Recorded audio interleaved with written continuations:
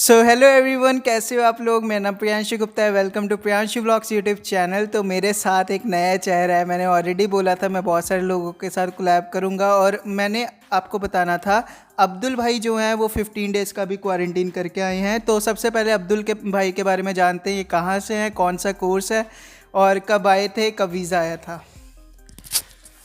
Hi guys, मेरा नाम अब्दुल है। मैं हैदराबाद से हूँ। मैं आया हूँ अप्रैल लास्ट वीक में और मैंने मेरा क्वारंटाइन स्पेंड किया 14 डेज़ और एडिशनली प्लस 3 डेज़ इन होटल।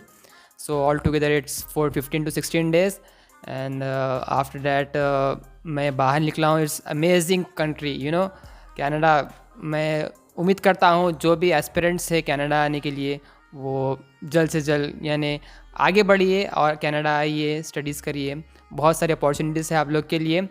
और मेरे आज मेरा बढ़िया डे है आज। बहुत लकी डे है मेरा कि मुझे प्रियांशु भाई मुझे मिले हैं। मैं उनका बहुत बड़ा फ़ैन हूँ, मैं उनका सब्सक्राइबर हूँ। तो बस मैं ऊपर वाले का बहुत थैंक्स करूँगा कि उन्होंने मुझे आज अपॉर्चुनिटी दी उनके साथ वीडियो बनाने की। तो मेरा कॉलेज है, रिगार्डिंग कॉलेज, मेरा कॉलेज है कॉनेस्टोगा कॉलेज।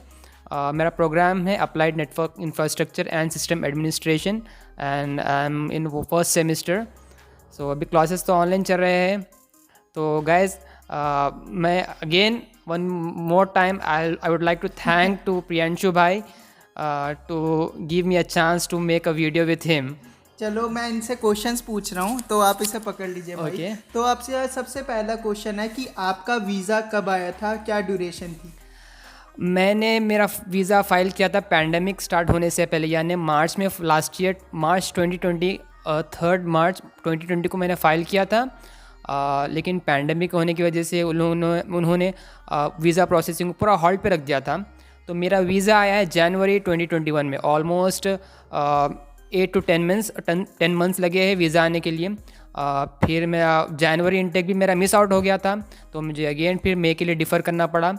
तो मई के लिए मेरा डिफ़रमेंट आ गया है और वीज़ा में एज़ सुन एज़ पॉसिबल मैं फ़्लाइट लेकर आ गया हूँ यहाँ पर। अप्रैल की लास्ट वीक में आया हूँ मैं।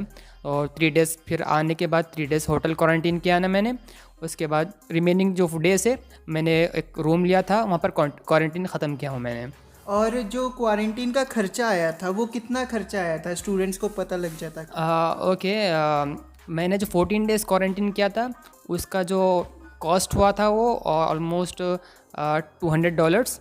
तो अब हम इनसे क्वेश्चन पूछते हैं कि इन्होंने 14 डेज़ अपना क्वारंटीन कैसे निकाला और क्या क्या एक्सपीरियंस रहा, एक नए इंटरनेशनल स्टूडेंट के अंदर क्या एक्सपीरियंस रहता है।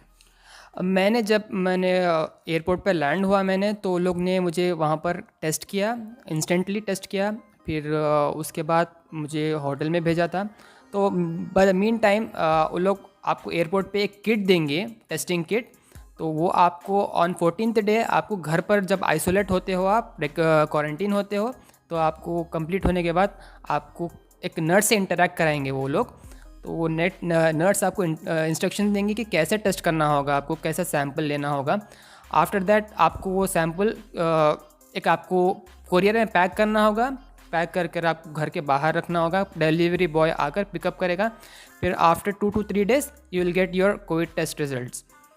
तो उसके बाद जब सैंपल टेस्ट हो जाता है तो उसका कोई उन्होंने चार्जेस लिए थे additional. No, it's free of cost. आपके जो एयरपोर्ट पे जो टेस्ट होता है वो भी आपको फ्री ऑफ कॉस्ट है, और जो आपको होम टेस्ट किट जो देते हैं वो भी फ्री ऑफ कॉस्ट है। ओके, तो दोनों फ्री ऑफ कॉस्ट। हाँ, एग्जैक्टली। तो इसके मतलब इसका मतलब ये है कि जब तक कोविड टेस्ट आपका नहीं होता है तब उसके मतलब जब आपका रिजल्ट अगर पॉजिटिव मतलब नेगेटिव आ जाता है तो उसके बाद आप बाहर जा सकते हैं। एग्जैक्टली। आपका टेस्ट आप 14 डे करना होगा। तो आपको ऐसा नहीं होगा कि आप 14 डे टेस्ट करने के बाद आप बाहर निकलोगे, ऐसा नहीं।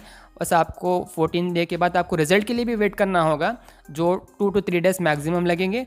आपका वंस योर रिजल्ट्स के आपको बाहर निकल सकते हो नेगेटिव आने पर। क्योंकि अभी मैंने सुना है कि जून 15 के बाद स्लोली वो लोग लॉकडाउन लिफ्ट करेंगे। उसके बाद पता नहीं रेस्ट्रिक्शंस कब तक होटल क्वारंटीन का रहेगा।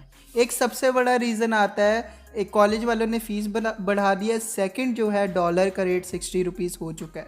पहले ये मेरे टाइम में जब मैं कनाडा आया था तब डॉलर का रेट $51 था, $1 का रेट। अब ये $59 हो चुका है।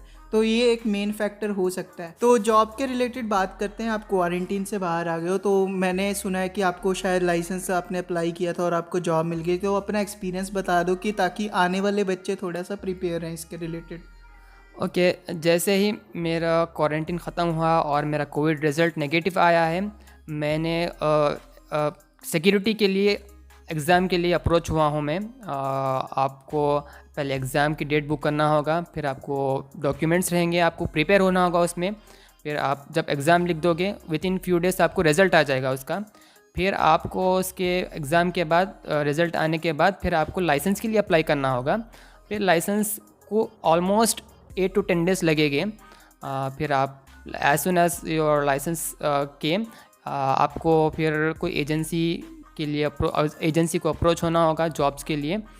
तो मैंने रिसेंटली मुझे एक सिक्योरिटी की जॉब लगी है। बस अभी ट्रेनिंग चल रही है मेरी। तो मतलब जैसे टोरंटो एरिया में आप हो, ये अभी स्कारब्रो में रह रहे हैं, तो स्कारब्रो जो जीटीए के एरिया के अंडर होता है, सिक्योरिटी जॉब थोड़ी सी इजी हो जाती है मिलनी। तो आपके एडवाइस, अगर आप एडवाइस देना चाहो तो सिक्योरिटी लाइसेंस ज़रूरी है ना? एग्जैक्टली। अभी क्योंकि ये पैंडमिक चल रहा है, तो आप लोग को एक अच्छा चांस है कि आप अच्छा सेल्फ प्रिपेयर हो सकते हैं। आप घर बैठे डॉक्यूमेंट्स आपको मिल जाएंगे।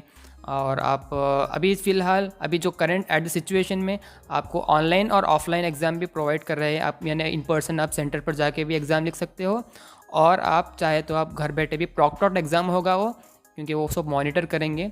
तो इस तरह का एग्ज़ाम होगा वो। तो आपने जो अपना बैंक अकाउंट है, सोशल इंश्योरेंस नंबर है, ये सारी चीज़ें क्वारंटीन के बाद ही की थी? मेरे हिसाब से बाद ही की होगी। तो उसका कितना प्रोसेसिंग टाइम लग गया हो? हाँ, मेरा जब कोविड टेस्ट रिज़ल्ट आया उसके मैं सेकेंड डे मैंने फर्स्ट सोशल इंश्योरेंस नंबर के लिए सर्विस कनाडा अप्रोच हुआ हूँ। On the same day I got my SIN number, and after that I have started my process like bank, because SIN number is बहुत important होता है, क्योंकि आपका address होता है उस पर। फिर मैं सिन नंबर मुझे मिलते ही मैंने बैंक को अप्रोच हुआ हूँ, मेरा CIBC बैंक में मेरा अकाउंट एक्टिवेट किया हूँ। फिर मुझे सब डॉक्यूमेंट्स यानी मेरा क्रेडिट कार्ड, डेबिट कार्ड मुझे मिल गया है। तो आपको कितना प्रोसेसिंग टाइम लगा? 1 घंटा, 2 घंटा सोशल इंश्योरेंस नंबर लेने में, प्लस आपका GIC अकाउंट ओपन करने में कोई प्रॉब्लम तो नहीं आई? मैं जिस दिन सर्विस कनाडा गया हूँ, लकीली मैं सिर्फ एक बंदा था मैं वहाँ पर, जो मुझे within 10 to 15 minutes I got my SIN number. मतलब मुझे कुछ लोग ने कहा था कि बहुत सारी क्यू रहती है, बहुत सारे लोग होते हैं। तो लकीली उस दिन सिर्फ मैं एक ही बंदा था, एक ही लड़का था, जो मुझे 10 to 15 मिनट्स में मुझे सिन नंबर दे दिया है। फिर बैंक के लिए आपको पहले अपॉइंटमेंट बुक करना होगा CIBC की वेबसाइट पर, आपके नियर बाय ब्रांच देखकर। फिर आपको वो एक टाइम देंगे, आप वो टाइम आप पहुंच जाना चाहिए आपको। They will take around 30 to 45 minutes, and they will give you everything in your hand, like debit card and everything, bank details. उन लोगों ने आपसे कौन कौन से डॉक्यूमेंट्स मांगे थे जब आपने सोशल इंश्योरेंस नंबर किया था, मतलब अप्लाई किया था सोशल इंश्योरेंस नंबर के लिए? सेकंड है GIC अकाउंट ओपन करने के लिए। सोशल इंश्योरेंस नंबर के लिए उन्होंने मुझसे मेरा पासपोर्ट मांगा था और मेरा स्टडी परमिट मांगा था, और मुझे एक प्रूफ यानी एक एड्रेस प्रूफ देने के लिए कहा था। तो मैंने मेरा एक मोबाइल प्लान मैंने परचेज़ किया था, तो मैं उसका एड्रेस मैंने दे दिया था। और सेम थिंग जो बैंक में आपको एड्रेस प्रूफ देने के लिए मैंने सिन जो कार्ड, सिन पेपर जो देते हैं वो, तो मैंने वो प्रूफ दिया था मैं बैंक में। तो एवरीथिंग वेंट परफेक्टली। तो मतलब एक दिन में सारा काम हो गया आपको? मैंने एक दिन सिन का काम किया है और दूसरे दिन में CIBC का काम किया हूँ। अच्छा, तो आपको अपॉइंटमेंट लेनी है, इनके कहने का मतलब जैसे मैंने सेम प्रोसीजर बताया था। तो आपको मतलब आपका जो एक्सपीरियंस रहा है कनाडा में क्वारंटीन के अंदर, तो बहुत सारे बच्चे एक्साइटेड हैं, कहते हैं हम कनाडा आएंगे। कोई आपने कोई ऐसी छोटी मोटी मिस्टेक कर दी हो जिससे बच्चे को सीख सकते हो फाइनेंशियली भी और मेंटली भी? कोई मतलब जैसे क्या एक्सपीरियंस किया? जैसे आप बता रहे थे कि आपको होम सिकनेस हो रही है, तो आप उससे फाइट करने के लिए क्या कर रहे हो अभी टेम्परेरी? हाँ, देखिए, मैं जब हैदराबाद से बिलोंग करता हूँ, तो मैं पेरेंट्स से बहुत अटैचमेंट था मेरे। तो मुझे होम सिकनेस बहुत फील हुआ है। मैं बहुत स्टार्टिंग में बहुत रोया हूँ मैं, लेकिन डे बाय डे आपको आदत हो जाएगी। आपको दिल को आपको एकदम स्ट्रांग बनना है आपको, क्योंकि आपको आपके पेरेंट्स को प्राउड फील कराना है। तो आप जैसा यहाँ पर आए आपको तो अब स्ट्रगल करना है, सर्वाइव करना है, and at the end of the day you will get what you am, what is your goal. जो डिज़र्व करते हो वही मिलेगा, कहने का हाँ। मतलब है।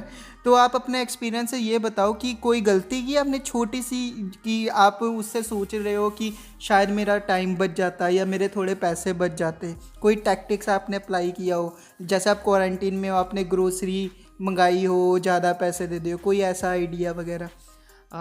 एक्चुअली मैंने क्या किया था, मैंने इंडिया से ही कुछ ऐसे ग्रॉसरी आइटम्स लेकर आया था। मुझे पता था कि मैं क्वारंटीन में बाहर तो नहीं निकल सकूँगा, तो मैंने क्या है, मैगी और ओट्स ऐसे कुछ चीज़ें मैं इंडिया से ही लेकर आया था। और आपको बस मैं वही चीज़ें 14 डेज़ प्रिपेयर करता था, पका लेता था, वही खाता था मैं बस सोचता था कब मेरे 14 डेज़ कंप्लीट होंगे कि मैं बाहर जाके कनाडा देखूं मैं कैसा है। बहुत एक्साइटेड था मैं। But by the end of the day like 15 to 16 days मैं बाहर निकला हूँ। तो बहुत अमेजिंग कंट्री है कनाडा। तो बस पास लेने में, मतलब जब मैं पहली बार कनाडा आया था, मैं अपना एक्सपीरियंस ये शेयर करना चाहूँगा कि मैं मैप में ही उलझ जाता था। मुझे पता नहीं लगता था कौन से नंबर की बस लेनी है, और मुझे जिस स्टॉप पे उतरना होता था वो स्टॉप निकल जाता था, फिर 2-3 स्टॉप आने के बाद पता लगता था। आपके साथ कोई ऐसा एक्सपीरियंस हुआ बस के रिलेटेड? हाँ नहीं, मुझे तो ऐसा तो कुछ नहीं हुआ है, क्योंकि मेरे कुछ फ्रेंड्स थे ऑलरेडी यहाँ पर है, तो उन्होंने मुझे गाइड किया। मेरा जैसा क्वारंटीन होते ही मैंने उनसे अप्रोच हुआ, तो उन्होंने मुझे बहुत सारी हेल्प की। कौन सी बस कहाँ आती है, कौन सी नंबर की बस कहाँ जाती है, और प्रेस्टो कार्ड कहाँ बनाना, तो एवरीथिंग वो लोग ने मुझे हेल्प किया। बस मुझे बहुत प्रोसेस आसान ईजी है बहुत यहाँ का। बस आप लोग जल्द से जल्द आप लोग ज़रूर कनाडा आ जाइए, बस मेरी विश है आप लोग के लिए। और अकोमोडेशन का कैसे किया? फ्रेंड्स ने हेल्प की थी आपकी? हाँ, मैंने क्वारंटीन के लिए अलग ले लिया था मैंने। फिर उन लोग से फिर मैंने पूछा कि कोई अकोमोडेशन के लिए आफ्टर क्वारंटीन के लिए, तो उन्होंने बताया कि अभी एक स्पेस है अवेलेबल। तो मैंने बस उन लोग को पेमेंट किया और कंफर्म कर दिया कि मैंने from specific day I am coming there बोल के मैंने कर दिया था। तो उन लोग ने मुझे कंफर्म कर दिया चीज़। तो वो लोग आपको जानते थे जिनको आपने मनी दी थी? क्योंकि होता क्या है, बहुत सारे फ्रॉड्स भी होते हैं, बच्चे पेमेंट कर देते हैं, बाद में पता लगता है कि ये तो फ्रॉड है। तो उन चीज़ों से बचने के लिए कोई आइडिया कोई आप दे सकते हो इन लोगों को? तो कुछ ज़्यादा प्रॉब्लम नहीं हुई है, क्योंकि वो सारे मेरे फ्रेंड्स ही थे, तो उन्होंने मेरी हेल्प कर दी। तो बस मेरा अकोमोडेशन ईजिली अरेंज हो गया था मेरा। चलो गाइस, बहुत ही अच्छा लगा, बहुत अच्छा इंटरव्यू था। आई होप अब्दुल जब ये वीडियो देखेगा 1-2 साल बाद या पीआर के बाद, और अपने पुराने दिन रिकॉग्नाइज़ करेगा डेफिनेटली। और ये मैं तो यही सजेस्ट करूँगा, जो भी इंटरनेशनल स्टूडेंट आ रहा है वो अपना ख्याल रखे।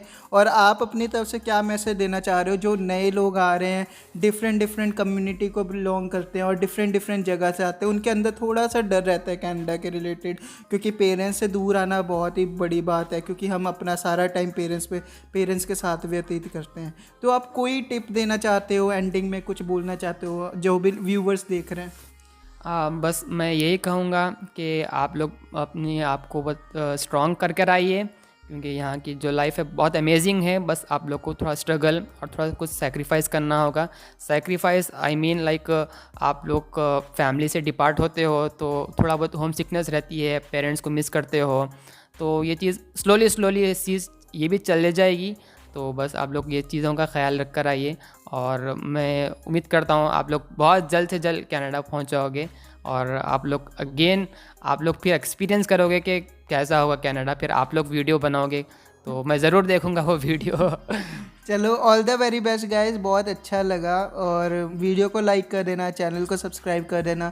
अगर अब्दुल से कुछ सीखने को मिला हो, अब्दुल के एक्सपीरियंस से सीखने को मिला है, तो कमेंट करके बताना कि अब्दुल कैसा है। हैदराबाद से कौन कौन है, और हैदराबाद की बिरयानी का मैंने प्रॉमिस किया, ये मुझे बिरयानी खिलाएगा।